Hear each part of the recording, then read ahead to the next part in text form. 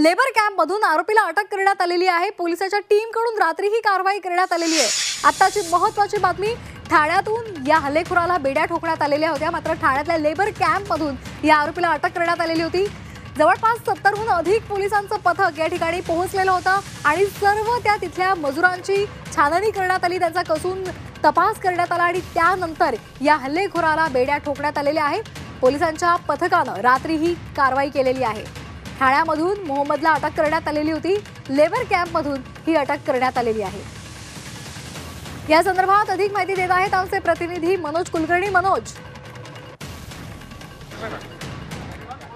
अगदी बरोबर आहे। सैफ अली खानवर हल्ला झाल्यानंतर आरोपीला पकडण्यासाठी मुंबई पोलिसांच्या 20 टीम तयार करण्यात आल्या होत्या। त्यामध्ये काही उच्च अधिकारी सुद्धा होते, काही पोलीस स्टेशनच्या लेवलचे काही अधिकारी होते, परंतु सगळे वेगवेगळे पोलीस अधिकारी या संदर्भात आरोपीचा शोध घेत होते। यातला जो परिमंडळ 6 आहे त्याचे उपायुक्त नवनाथ ढवळे यांच्या नेतृत्वाखाली सुद्धा एक टीम जी आहे ती आरोपीचा शोध घेत होती।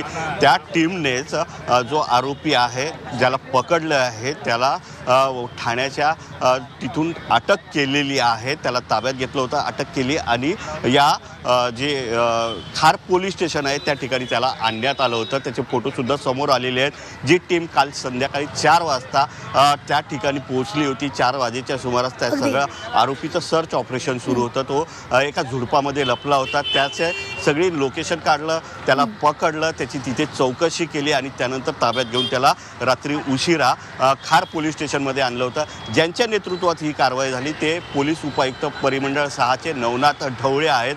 त्यांच्या नेतृत्वात ही कारवाई झाली। जवळपास 13 सदस्य म्हणजे PI, PSI किंवा ASI हे सगळे पोलीस कर्मचारी, शिपाई हे सगळे या ठिकाणी होते आणि त्यांनी ही कारवाई केलेली आहे आणि त्यांना जो आरोपी आहे तो खार पोलीस स्टेशनमध्ये आणण्यात आलेला आहे।